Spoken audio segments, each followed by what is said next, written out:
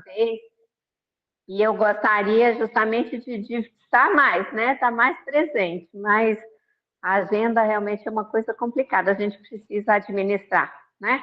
E às vezes a gente não se dá conta de que buscando a casa, estando aqui, esse é um ambiente tão protegido, vocês prestem atenção, quando vocês pensam lá na sua casa, hoje à noite eu vou na casa espírita, você já se liga à casa, né? Você já está ligado, já está recebendo, né, bênçãos, já está recebendo, né, bênçãos de paz, de conforto e de saúde. Se você realmente consegue adentrar a casa, gente, que bênção, né?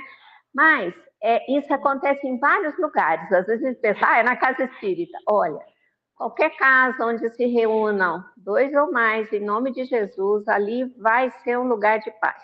Então, se a pessoa fala, eu gosto de ir à igreja evangélica, ao catolicismo, você se sente bem, você está fazendo bem, pronto, é o lugar certo, é onde você está sendo abençoado. Um lugar que a gente não imagina e é um lugar de extrema proteção, os cemitérios. Quando você vai num velório, assim, tem gente que tem medo, ai que medo.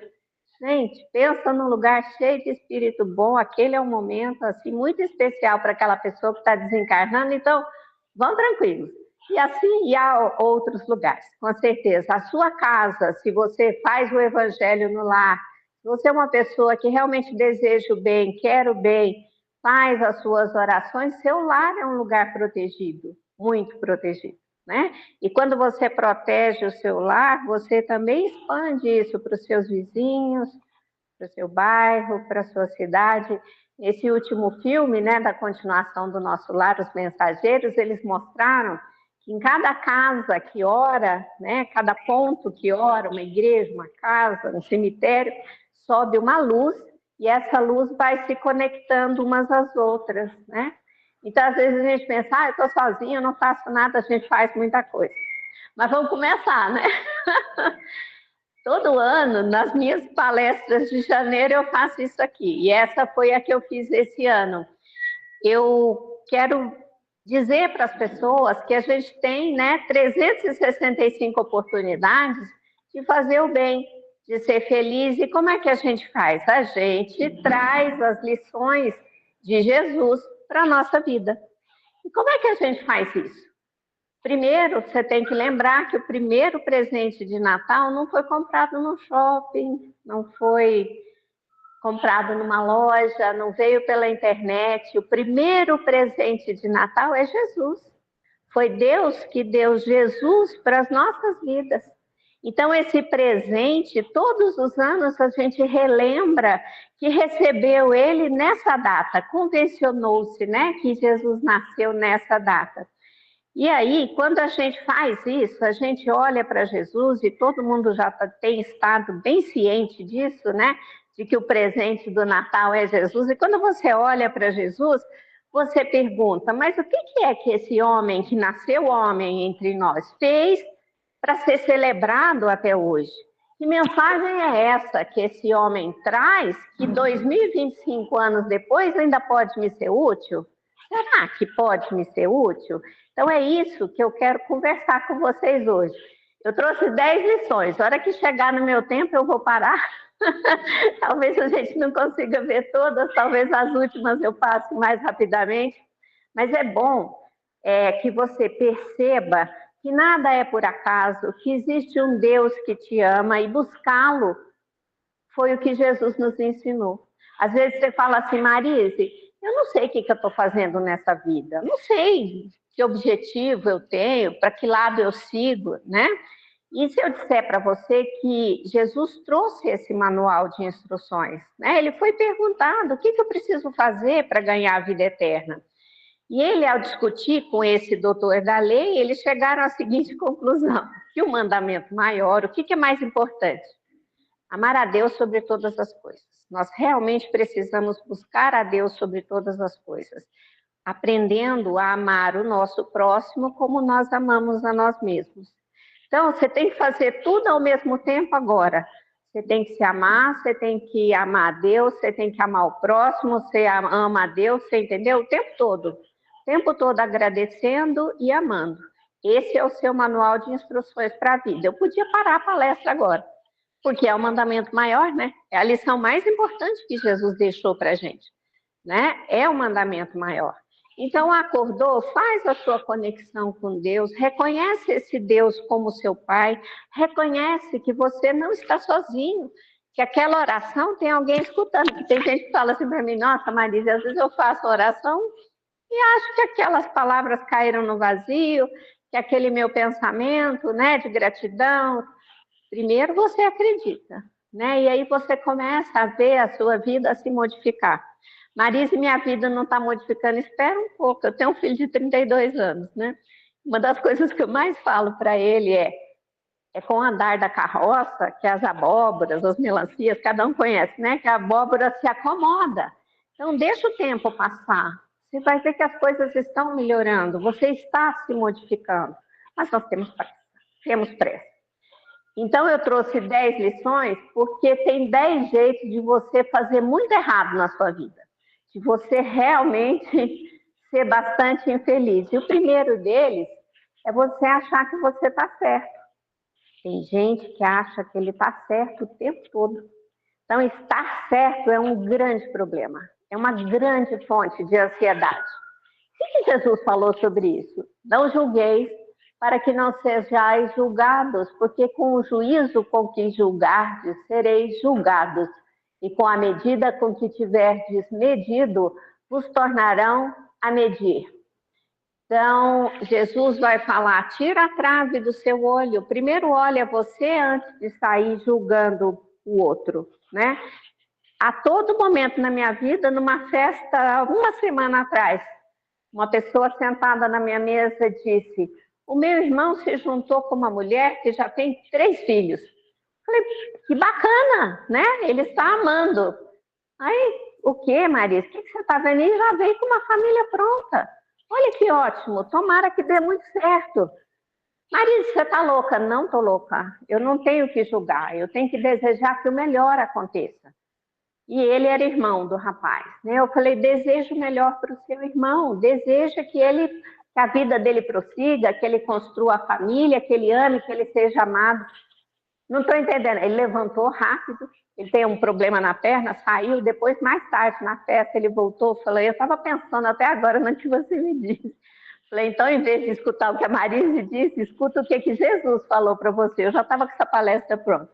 Falei, não julgueis, para você não ser julgado, né? Não seja maldoso, né? Para que o outro te veja com maldade também, né? Então, tenha sempre um olhar amoroso sobre todo mundo, ao invés de achar que é você que sabe as regras, você que sabe tudo, as coisas só dão certo do seu jeito, não é? Então, você, né, pode cair em julgamentos precipitados sem autoexame. O próprio Jesus pediu para você primeiro verificar a sua vida, as suas atitudes, para depois dizer, você está errado, né?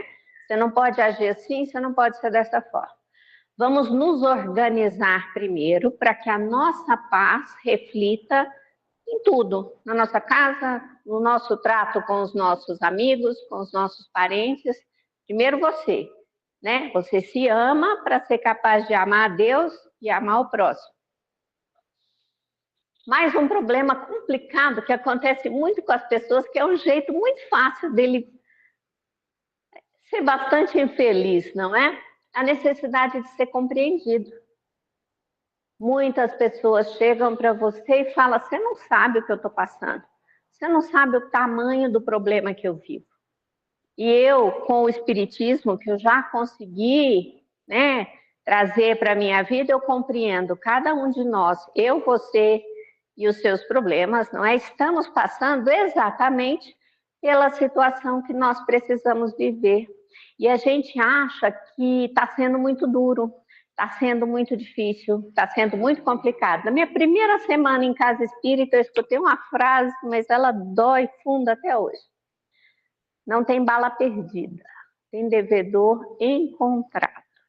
E aí, quando você vê uma pessoa sofrendo do seu lado, o que você tem que fazer? Julgá-la? Não, você tem que só ajudar. Fazer o que estiver ao seu alcance para ajudar. Vamos lá ver o que Jesus falou sobre isso. Se vocês assistirem o The Chosen, vocês vão ver que o Mateus ficava atrás de Jesus e ele anotava em tempo real tudo que Jesus falava. Então, eu gosto muito quando eu leio alguma coisa escrita por Mateus, dizendo, Jesus disse isso, que é muito interessante. Ele não está lembrando que Jesus falou, não, ele realmente, eficientemente anotava, não é? Mateus 25, de 31 a 46. Jesus descreve o que vai ser, o que é importante no fim das contas, né? Depois de você viver essa vida cheia de problemas, cheia de percalços, cheia de dificuldades, não é? Então dirá o rei aos que estiverem à sua direita, vinde, benditos de meu pai, porque eu tive fome e destes-me de comer. Eu tive sede, destes-me de beber. Era estrangeiro e hospedaste-me. Estava nu e vestiste-me. Adoeci e visitastes-me. Estive na prisão e fostes ver-me. Todas as vezes que o fizeste a um destes meus pequeninos irmãos, a mim o fizestes. Então, você tem aquela necessidade desesperadora de ser compreendida. No fim, o que vai contar é esse momento aí, em que você e a sua consciência, você vai compreender se você fez certo ou não. E o que é fazer o certo? Amar o tempo todo. É visitar, é ajudar, é apoiar, é escutar, não é? Então, esses ensinamentos vão mostrar que Jesus, ele não falava só de compaixão, ele vivia intensamente, né? Especialmente com os que mais precisavam de compreensão e afeto. Perfeito para quem lida com carências emocionais. O convite é acolher sem julgar, como fez Jesus, né? Então, se você tem essa necessidade absurda de ser compreendido, você precisa voltar um pouco mais para si mesmo, né? Entender que está tudo certo, está tudo no lugar. Eu vou alcançar minha água, já volto, Elisa.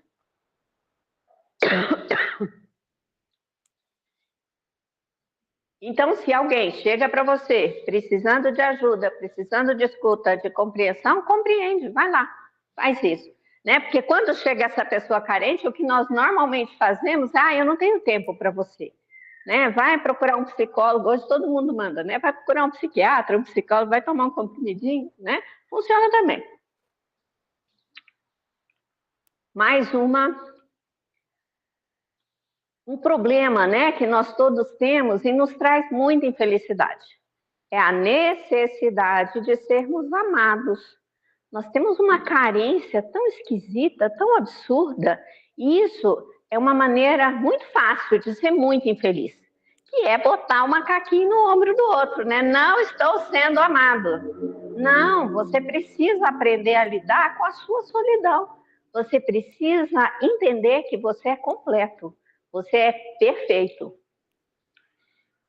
Em Mateus também, eis que estou convosco todos os dias até a consumação dos séculos. Você nunca jamais esteve sozinho.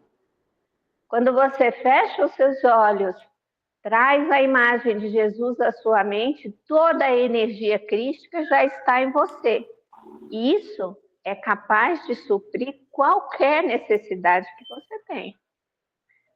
Então, se você compreende que você é filho de Deus, irmão de Jesus, você não tem essa agonia, essa necessidade de ser buscado e tratado, e, enfim, né? Toda essa carência precisa ser suprida. Faz você por você mesmo. Eu já sou mais velha, né? Vocês já notaram, eu tenho 62 anos. Eu adoro ir no cinema, adoro. E agora mesmo tá passando Avatar no cinema, 3 horas de filme. Quem é que quer ver um trem desse? Ninguém. Eu vou sozinha. Eu vou ficar esperando um convite? Não vou, não. Mas às vezes eu convido. Esses dias eu assisti uma ópera, Orfeu e Eurídice. Eu falei, ninguém vai querer mexer com isso, né? Aí chamei uma amiga, falou, vou sim. Chamei outra, vou sim. Né? Eu falei, quem é que vai querer ver uma ópera em italiano? Ninguém, né? E ó, muito legal, eu assisti no Basileu França, eles colocaram toda a tradução das músicas do lado, eles projetam assim, maravilhoso. Então, assim, olha, essa pessoa que tem essa necessidade de ser amada, a gente tem que mostrar para ela fé. Fala, olha, Jesus, esse é o fechamento do livro de Mateus. Jesus fala, eu estarei convosco até o fim dos dias. Por que a gente não confia? Que dificuldade é essa? Né? Então, essa frase, né, que está em Mateus, ela foi dita aos discípulos após a ressurreição de Jesus, não é? É uma garantia eterna. Mesmo quando todos nos abandonam, Ele, Jesus, permanece ao nosso lado. Para o solitário é o maior consolo. Nunca estivemos órfãos espiritualmente. Qual que é a nossa dificuldade, né, de entender essa lição? Se a gente ainda está falando sobre isso, é porque a gente ainda não compreendeu. Então, gente, olha, amor a Deus, fé o tempo todo. Isso vai guiando sua vida, vai trazendo paz, vai trazendo respostas para os seus dias, né? Vamos em frente. O que as pessoas fazem? Com muita frequência, eu brinco, né? Tirar o macaquinho daqui e botar no ombro do outro, né? Qual que é o problema mais fácil de ser resolvido? Aquele que está na casa do seu vizinho. Aí você chega para o seu vizinho e fala assim, vou fazer uma oração para você. Você até vai fazer mesmo, né? Mas aí o vizinho fechou a porta, o problema ficou lá. Mas e quando o problema é dentro da sua casa, né? É uma mania de achar assim, eu não mereço isso, eu não posso passar por isso não me pertence, esse jardim aqui não fui eu que plantei. Que é uma mania de falar que você está colhendo, né, o que você plantou. Marise, não plantei nada disso aqui. Plantou tudinho. Plantou tudinho. Por que eu garanto isso para você? Porque eu tenho certeza, por toda a literatura espírita que está à disposição de qualquer um que quiser ler. Essa não é a sua primeira vida. Você já teve outras vidas. Isso aqui é uma continuação. Então, se você foi uma pessoa que foi uma péssima mãe, por exemplo, um péssimo pai, desculpa se eu, por acaso, der um exemplo que alguém aqui vai sentir, mas é só um exemplo, tá? Você foi um péssimo pai, uma péssima mãe numa vida anterior, agora você não vai conseguir ter um filho. Aí você vai ter um filho por adoção e vai ser um relacionamento difícil, porque talvez nem esse filho talvez você devesse ter. Às vezes nessa vida você tem uma cardiopatia pavorosa, você nasceu com problemas de coração, né? Numa vida anterior você foi uma pessoa com muita dificuldade de amar, vai doer aqui mesmo, né? Chakra cardíaco, tá? Em desalinho, né? Então, assim, a gente precisa compreender que nós estamos colhendo aquilo que a gente já foi. Como é que a gente melhora isso? Agora. Melhora agora, planta as sementes agora, aí você está sempre colhendo e plantando, tá? Você não está só colhendo o mal que você fez, você está plantando coisas boas que vão vir depois, tá bom? Então, essa situação de você achar que nada do que está te acontecendo você merece, que aquilo não é culpa sua, esquece, tá? Isso você pode melhorar, é você que tem esse poder, não é? Aqui foi Paulo que está falando aos Gálatas, né, escrevendo aos Gálatas, mas Paulo, ele era uma pessoa que ele entendeu tanto o evangelho, a mensagem, que em algum momento ele fala assim, já não sou eu quem vive, é o Cristo que vive em mim. Então, Paulo realmente era uma pessoa que sabia, né, nos evangelizar, e ele fala, porque cada um levará o seu próprio fardo.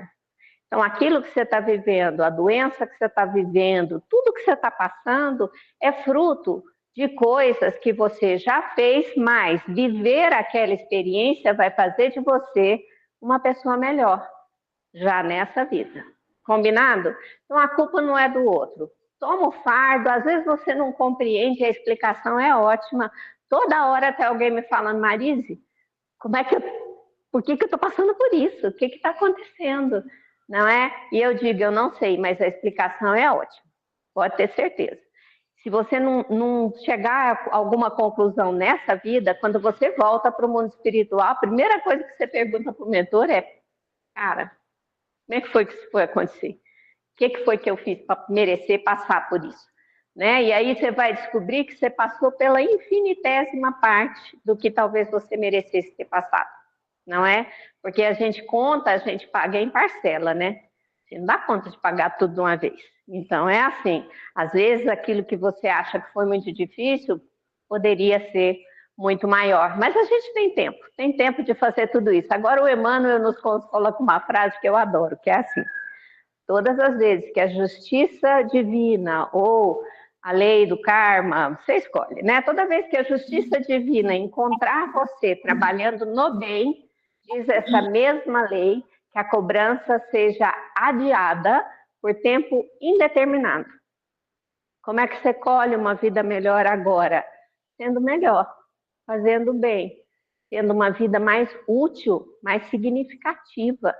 Não é? Eu tenho um amigo que eu gosto demais, que é o Emerson Letri, canta comigo no coral, acho que ele faz palestra aqui, ele fala o seguinte: Maria, sabe como que a gente não fica doente? São 5 coisas, vou tentar lembrar, mas vocês vão entender. É pensar o bem, desejar o bem, falar o bem, fazer o bem e desejar o bem aos maus.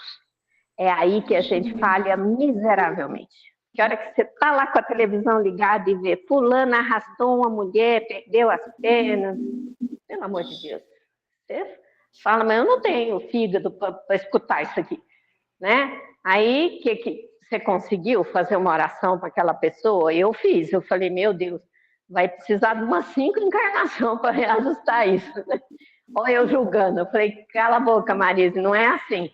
Ora para que Deus haja na vida da pessoa e das dois, né? Tanto a moça que sofreu aquele absurdo e o rapaz, que haja na vida das pessoas para que numa próxima existência, ao se reencontrarem, seja um encontro menos doloroso, menos pavoroso, né? Porque dessa vez não deu certo. Falharam miseravelmente, né? Tiveram oportunidade e não conseguiram. Então, esse último item, desejar o bem aos maus, é onde a gente precisa fazer um esforço maior, não é? E para parar de culpar o outro, porque a cruz ela é pessoal mesmo, né?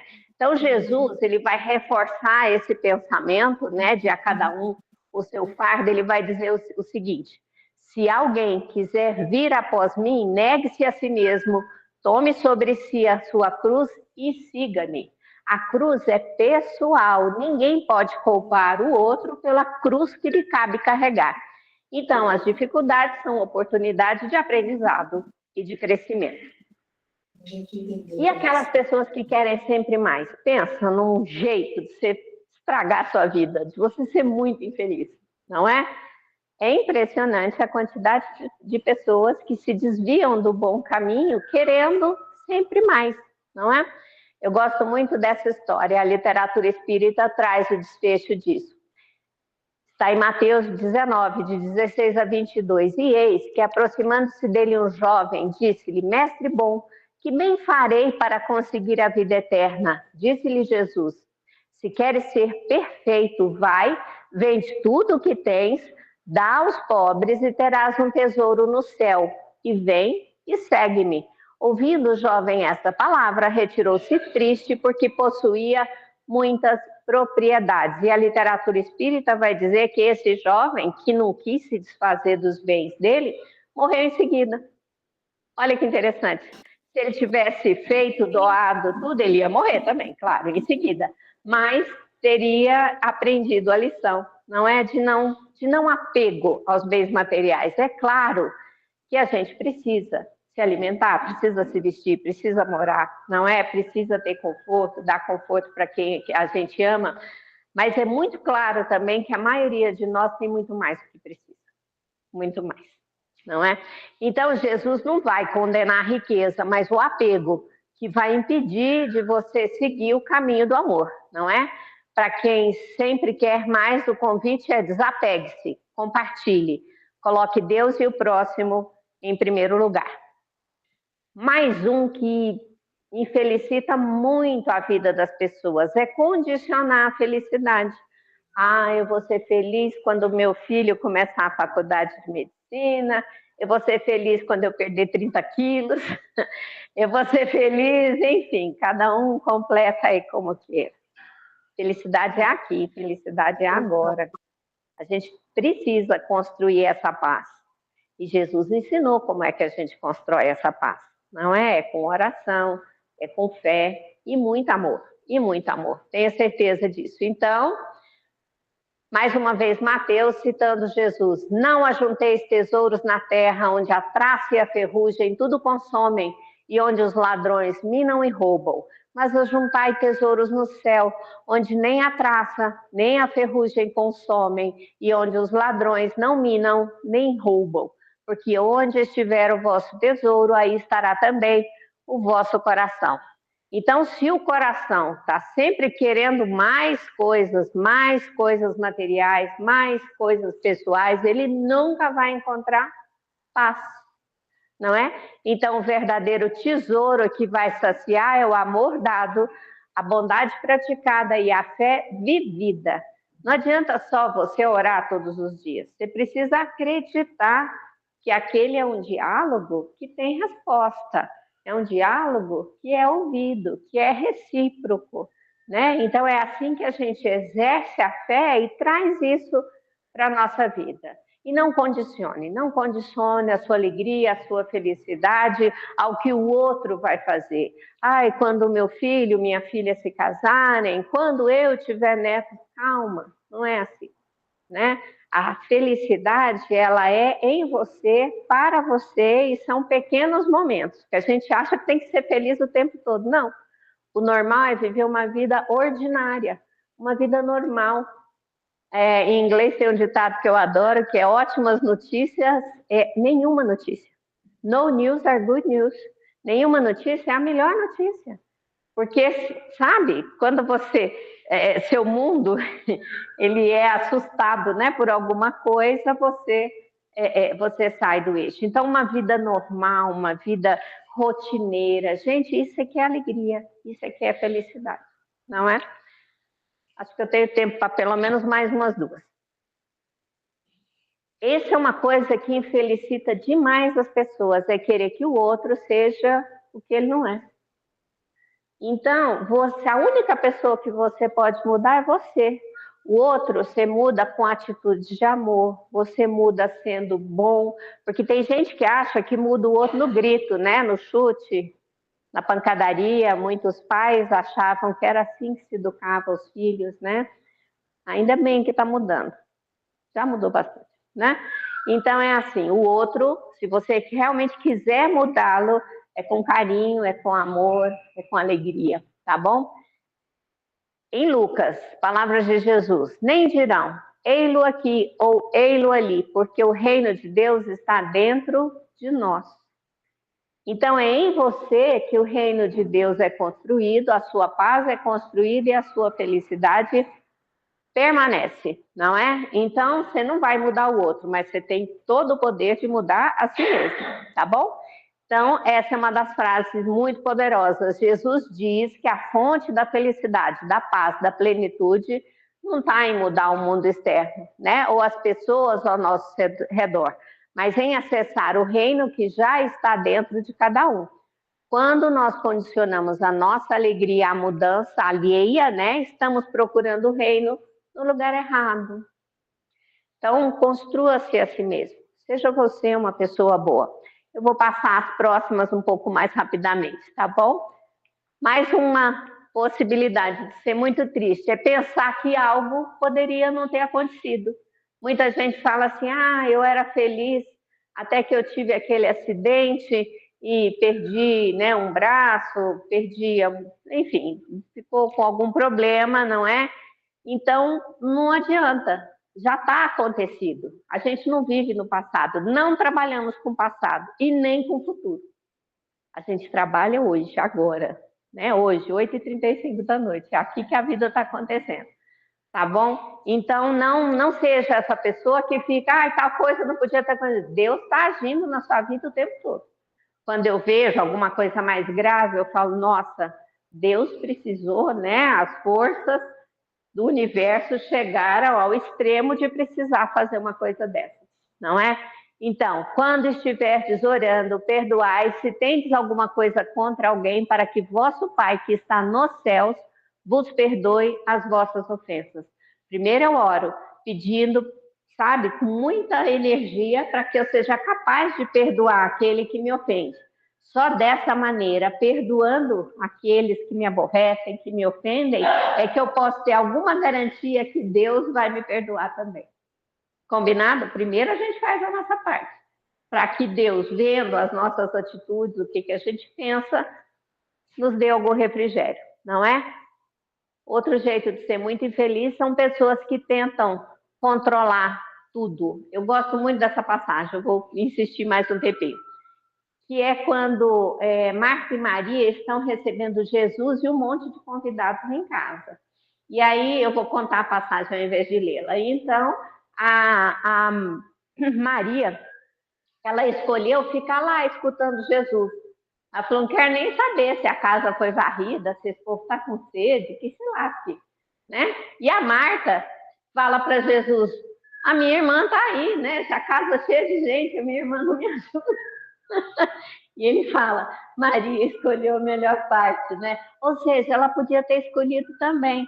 Então, você é aquela pessoa que recebe 30 pessoas, né, na sua casa para almoçar e a maioria delas não tira nem o prato da mesa, né? Vai embora e larga toda a bagunça para você arrumar. Foi você que escolheu fazer isso. Da próxima vez, escolhe receber 2, 3 pessoas e fala assim, vamos ali lavar a louça, né? Deixa uma panela para vocês variar, entendeu? E a gente tem dificuldade de fazer isso. A gente é igual a Marta. A gente, não, tudo bem, pode deixar que eu arrumo, não sei o quê. E você vai, faz tudo, limpa tudo. Você que escolheu. Você podia ter escolhido ficar lá ouvindo Jesus, não é? Então, vamos tomar um pouco mais de cuidado com essa mania de querer controlar tudo e fazer tudo, não é? Então, pare de querer que os outros façam do seu jeito, né? O outro, às vezes, está certo, né? Buscar felicidade incessantemente é outro problema nosso, não é? E o que a gente tem que buscar incessantemente é o reino de Deus, não é? Isso também está em Mateus. Buscai primeiro o reino de Deus e a sua justiça, e tudo mais lhe será acrescentado. Eu finalizo, né, dizendo para vocês uma coisa muito interessante que às vezes as pessoas falam para mim, não posso largar desse jeito, quem vai cuidar de mim e tal? Deus tem o hábito de cuidar de você através dos outros. Então, se você está com alguma dificuldade, principalmente material, né? Se você está doente, precisando de uma visita e ninguém vai, ninguém fala para as pessoas, olha, bate na porta. A gente atende demais, eu que moro em casa, né? Atendo demais. Olha, eu cheguei, perdi o emprego, estou morando na rua, preciso de um prato de comida, sabe? Bate e peça. Porque Deus, através de você, tomara que seja você que não esteja precisando, mas se for o caso, é assim que a gente faz, fala, divide com as pessoas. Porque Deus vai agir através do outro. Então, às vezes, você é o instrumento de Deus na vida do outro. Eu vi um rapaz contando esses dias que foi calçar uma bota e estragou o zíper e ele queria usar aquilo, foi num sapateiro e falou, será que o senhor arruma isso agora? O homem, não, eu faço agora, arrumou, quanto que é? R$30. Aí ele pagou, o homem falou assim, aí o homem agradeceu demais, ele falou, mas por que o senhor está me agradecendo? Ele falou, porque eu não tinha dinheiro para almoçar. Aí ele falou, então Deus foi e rasgou meu zíper, ele falou, rasgou teu zíper e botou em você um desejo incontrolável de usar esse sapato. Entendeu? Você não sabe, só vai, não é? É essa vida de abundância que Deus quer que a gente tenha, porque Ele disse textualmente, está em João 10:10, eu vim para que tenham vida e a tenham em abundância. Não é uma vida pobre, uma vida triste, não é? Nós estamos aqui para sermos felizes.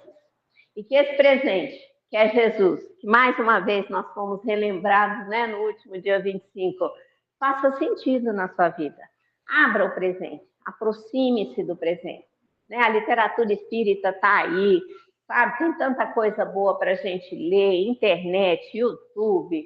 Nossa, não sei mais como recomendar às pessoas. Você só tem a ganhar. E que Jesus faça sentido na sua vida nesse novo ano que se inicia agora. Obrigada, boa noite.